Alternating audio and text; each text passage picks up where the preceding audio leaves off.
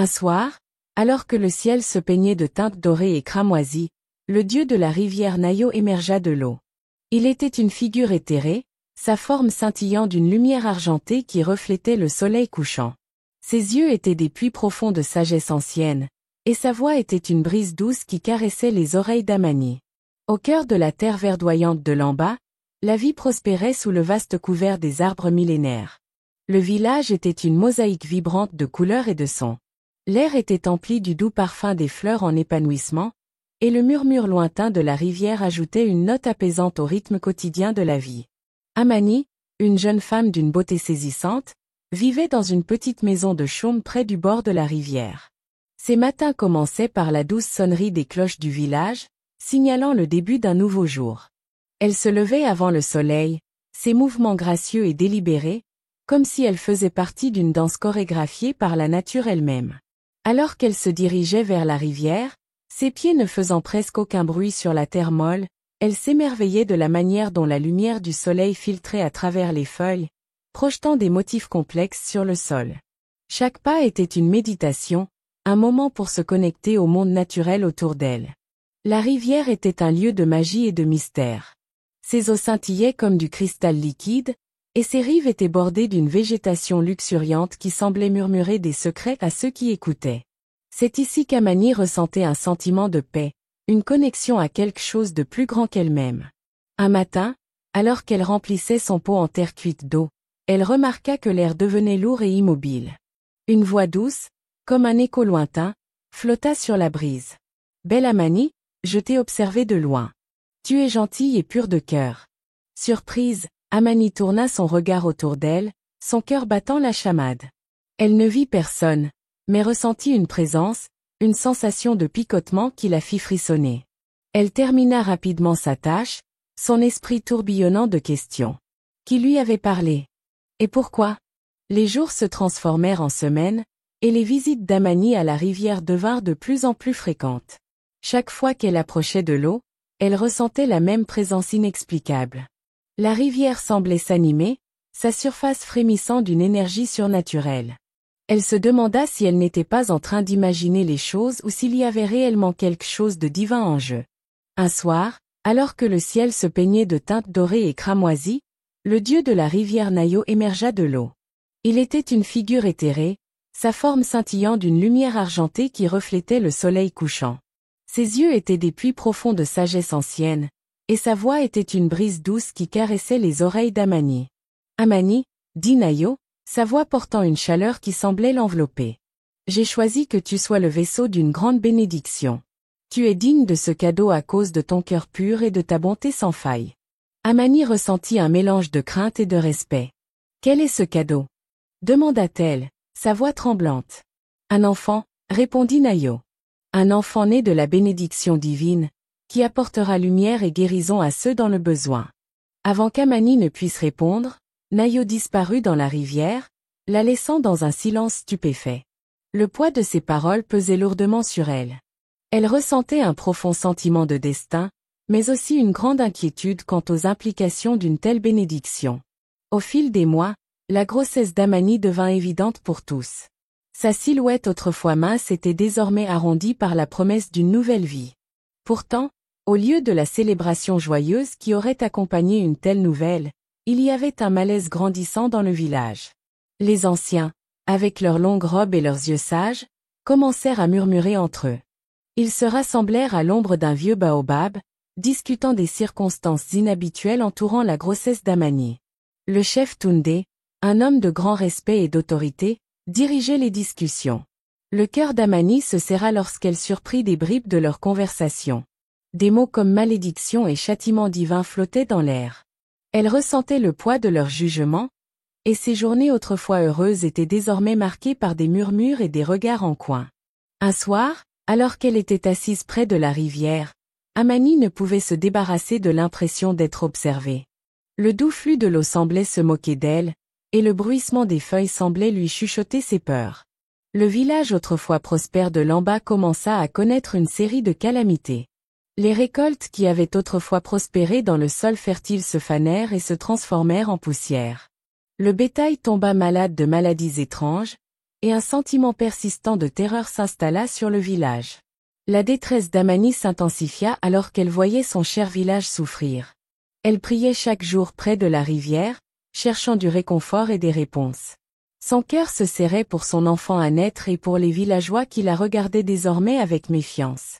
Puis, la tragédie frappa la famille royale. Le prince Malik, le seul fils et héritier du roi, tomba mystérieusement malade. Son corps autrefois fort était désormais frêle et faible. Le roi Tahir, qui avait toujours été un pilier de force, était maintenant une image de désespoir. La maladie du prince était différente de tout ce que les guérisseurs du village avaient rencontré. Malgré leurs meilleurs efforts, son état se détériorait. L'angoisse du roi était palpable. Ses nuits étaient remplies d'inquiétudes sans sommeil, et ses journées étaient consacrées à des recherches vaines pour trouver un remède. Le palais, autrefois un lieu de grandeur et de célébration, était désormais enveloppé de tristesse. À mesure que l'état du prince Malik se détériorait, les villageois devenaient de plus en plus convaincus que l'enfant d'Amani était la cause de leur souffrance. Leurs murmures se transformèrent en accusations ouvertes, et l'atmosphère du village devint tendue et hostile. Le chef Toundé, bien qu'il fût compatissant à la situation d'Amani, ne pouvait ignorer la pression croissante des villageois. Il convoqua une réunion avec le roi Tahir, espérant trouver une solution qui apaiserait à la fois les villageois et la famille royale. Dans la grande salle du palais, le chef Toundé s'adressa au roi. « Votre Majesté, nous comprenons la gravité de la maladie du prince Malik. Les villageois sont convaincus que l'enfant d'Amani est lié à ce malheur. Nous devons trouver un moyen d'apaiser ces peurs et de restaurer l'équilibre. » Le roi Tahir, le cœur lourd, hocha la tête en signe d'accord. « Je suis prêt à envisager toute solution qui sauvera mon fils et apportera la paix à mon peuple. Mais nous devons agir rapidement. » La réunion se termina sur un sentiment d'urgence. Le roi et le chef étaient unis dans leur quête de réponse, mais le chemin à suivre restait incertain. La vie d'Amani devint de plus en plus isolée. Les visages autrefois amicaux du village étaient désormais distants et froids. Elle ressentait profondément la piqûre de leur rejet, mais son amour pour son enfant à naître la poussait à continuer. Chaque nuit, alors qu'elle s'endormait difficilement, elle caressait son ventre arrondi et murmurait des mots de réconfort à l'enfant à l'intérieur. Elle lui parlait de la beauté du monde, de la force de leurs ancêtres et de la promesse d'un avenir plus lumineux. Une nuit, alors qu'elle dormait d'un sommeil agité, elle ressentit une présence familière. Nayo apparut dans son rêve, sa forme brillant d'une lumière apaisante. « Amani, dit-il doucement, n'aie pas peur. Ton enfant est une bénédiction, pas une malédiction. Elle apportera guérison et espoir à ceux qui en ont besoin. » Quand Amani se réveilla, elle sentit un renouveau d'espoir. Les paroles de Nayo étaient un baume pour son cœur troublé. Elle résolut de protéger son enfant et de rester ferme dans sa foi, quels que soient les défis à venir. Le jour de la naissance de Zina fut à la fois un moment de joie profonde et de grande appréhension. L'accouchement fut long et ardu, mais la détermination d'Amani ne faiblit jamais. Lorsque les premiers cris de sa fille nouvellement née remplirent la pièce, Amani ressentit un immense amour et un soulagement. Zina était un bébé radieux, sa peau éclatant d'une lumière intérieure. Ses yeux, même à la naissance, semblaient détenir une sagesse qui allait bien au-delà de son jeune âge. Amani la nomma Zina, signifiant « la fierté de la mère », et ressentit une connexion profonde avec son enfant.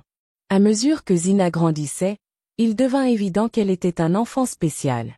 Son rire ressemblait au tintement des carillons, et sa présence apportait un sentiment de calme à ceux qui l'entouraient. Elle avait une capacité extraordinaire à apaiser même les âmes les plus troublées, et des fleurs semblaient éclore partout où elle passait. Le cœur d'Amani se gonfla de fierté et d'espoir pour sa fille. Malgré l'hostilité persistante des villageois, Amani trouvait du réconfort dans l'esprit pur de Zina et dans ses dons extraordinaires. Les capacités de Zina continuaient à se développer à mesure qu'elle grandissait. Son toucher avait une qualité de guérison qui étonnait ceux qui en faisaient l'expérience. Elle était souvent retrouvée en train de soigner des animaux malades ou d'aider des villageois blessés d'un toucher doux et apaisant. Malgré sa réputation croissante de guérisseuse, Zina restait humble et concentrée sur sa mission. Elle comprenait le poids de ses dons et la responsabilité qui en découlait. Elle avait appris de sa mère que la véritable guérison allait au-delà des remèdes physiques. Il s'agissait de restaurer l'espoir et l'équilibre. Un jour, Alors qu'elle marchait près de la rivière, Nayo apparut devant elle une fois de plus. « Zina » dit-il d'une voix à la fois rassurante et familière, « ton heure est venue. La princesse souffre, et tu as le pouvoir de guérir. Ton voyage sera difficile, mais tu dois croire en tes capacités et en la bénédiction divine que tu portes. » Zina ressentit un mélange d'excitation et d'appréhension. « Comment l'aiderai-je si les villageois du palais ne croient pas en moi? Tes dons sont réels, répondit Nayo. Crois en toi-même, et les autres viendront voir la vérité. Ton voyage concerne autant ton travail intérieur que la guérison du prince. » Avec les paroles de Nayo dans son cœur, Zina commença à se préparer pour le voyage vers le palais. Elle empaqueta un petit sac avec des herbes, des onguents de guérison et quelques objets personnels. Chaque objet avait été choisi avec soin, reflétant son engagement envers la tâche à accomplir. Le voyage de Zina vers le palais fut une aventure pleine de défis et de découvertes. Alors qu'elle traversait des forêts denses et franchissait des rivières en furie, elle rencontra divers individus et créatures, chacun avec ses propres histoires de difficultés et de guérison. Dans la forêt, elle rencontra une vieille femme qui souffrait d'une jambe cassée.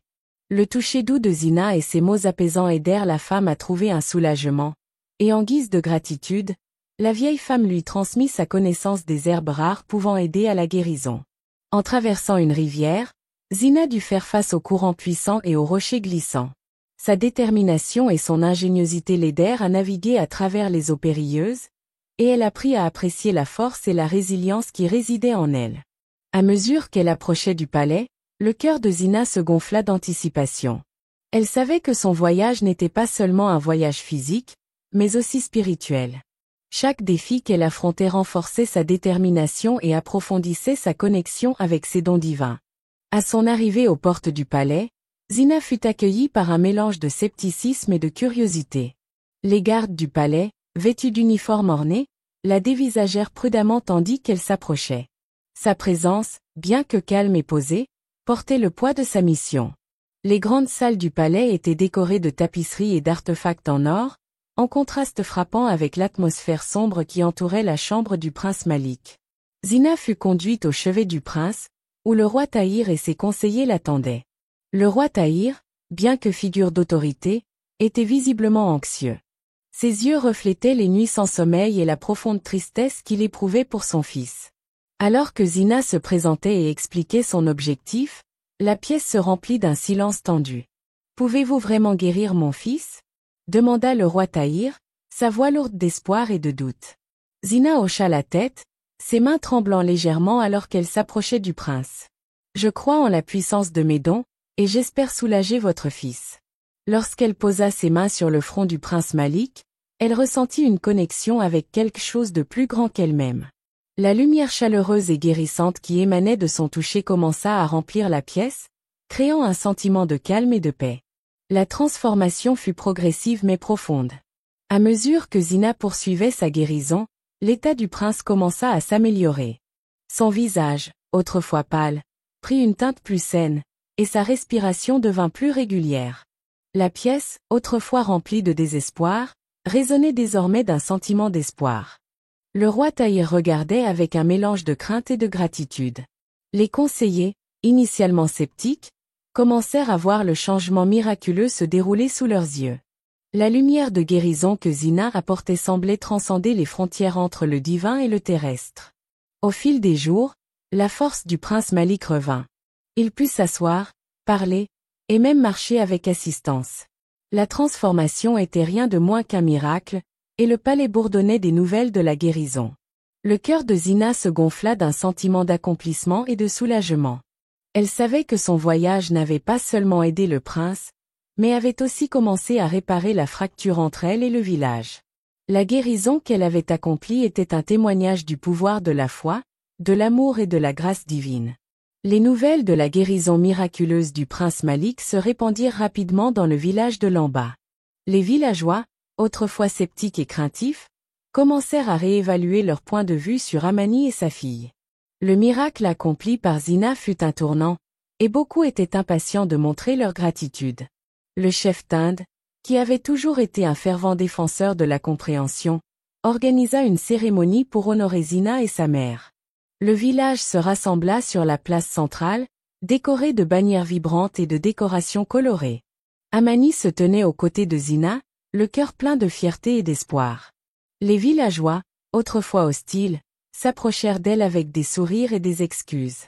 Ils offrirent des cadeaux et exprimèrent leur gratitude pour la guérison qui avait apporté la paix au village.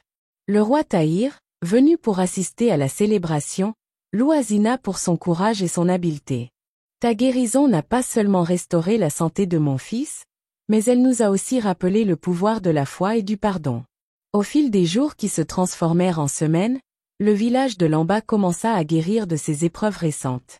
Les cultures, autrefois fanées, commencèrent à prospérer, et le bétail retrouva sa vitalité. Le sentiment d'unité et d'harmonie qui avait été restauré était palpable. Zina continua d'utiliser ses dons de guérisseuse pour aider ceux qui en avaient besoin, tant à l'intérieur du village qu'au-delà. Sa réputation de guérisseuse grandit, et des gens des villages voisins vinrent chercher sa sagesse et son aide. Amani, elle aussi, trouva du réconfort dans l'acceptation nouvelle qu'elle vivait. Les chaleureuses salutations des villageois et les conversations amicales étaient un changement bienvenu après l'isolement qu'elle avait connu. Elle regardait avec fierté les dons de Zina apporter espoir et guérison à de nombreuses personnes. Le lien entre la mère et la fille se renforçait alors qu'elles naviguaient dans leur nouvelle réalité. Ensemble, elles célébraient la beauté de leur village et les bénédictions qu'elles avaient reçues.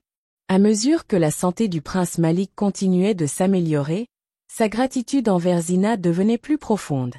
Il avait été témoin de la puissance de ses dons de guérison et de la force de son caractère. Le prince, autrefois malade, cherchait désormais à rembourser la dette qu'il estimait lui devoir. Un jour, le roi Tahir s'approcha de Zina avec une proposition. « Mon fils a parlé de vous en termes élogieux, et nous sommes profondément reconnaissants pour le don que vous nous avez fait. En reconnaissance de votre bravoure et de vos talents, le prince Malik souhaite vous honorer d'une manière spéciale. » Zina fut à la fois surprise et honorée. « Que propose-t-il » demanda-t-elle. Le roi Tahir sourit chaleureusement. « Le prince Malik souhaite vous épouser. Il croit que votre union symbolisera la réconciliation de nos peuples et la fusion des royaumes divins et terrestres. » Zina fut stupéfaite par cette proposition. C'était un immense honneur, mais elle ressentait également le poids de cette décision. Elle savait qu'une telle union unirait deux mondes et comblerait d'anciennes rancunes. La proposition fut accueillie avec un mélange d'excitation et d'anticipation nerveuse. Le village de Lamba commença les préparatifs pour une grande célébration, marquant l'union de Zina et du prince Malik. Le palais fut décoré de motifs vibrants, et l'air se remplit d'une ambiance festive.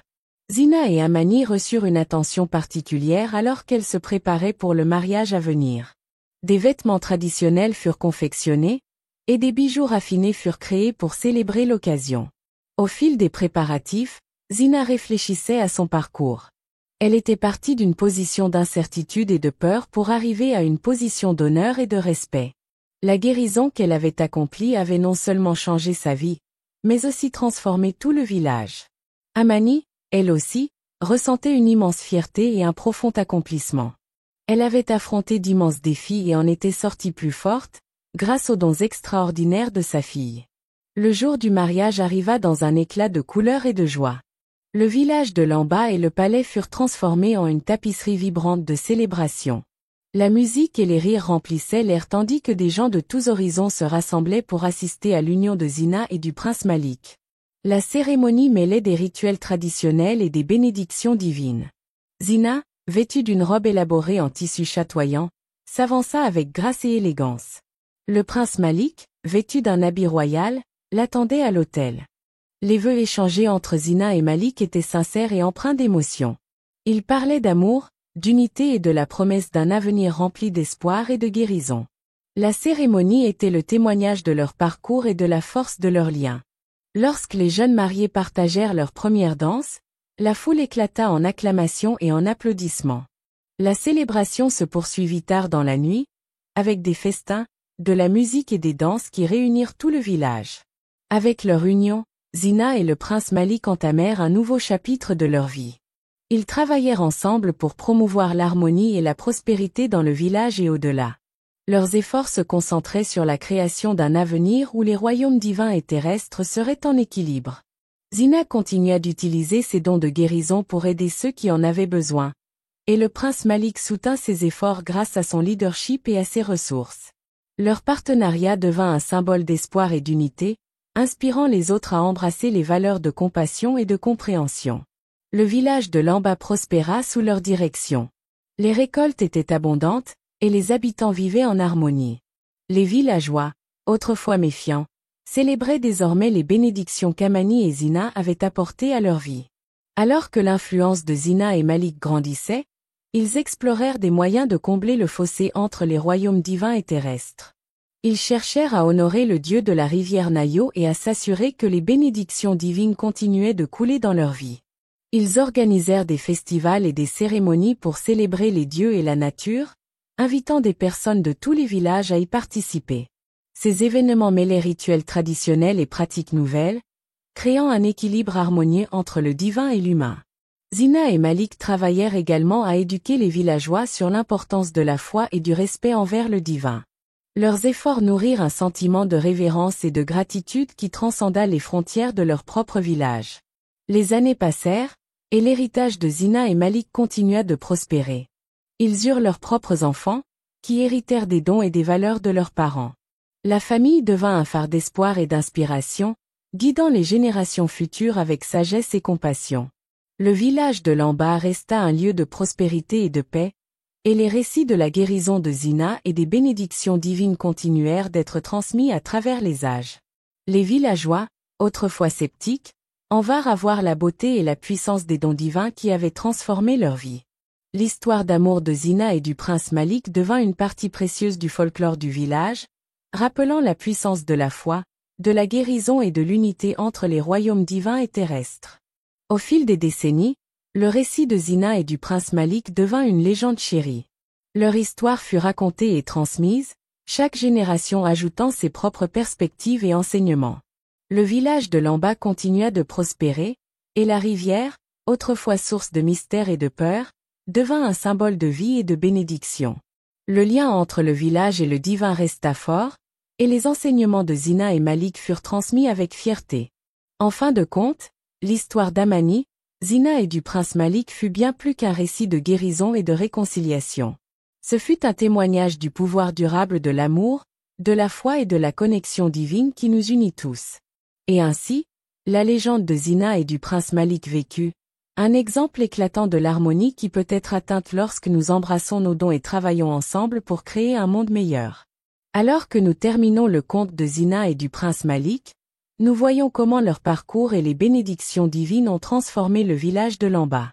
Leur histoire est un magnifique rappel de la puissance de l'amour, de la foi et de la guérison.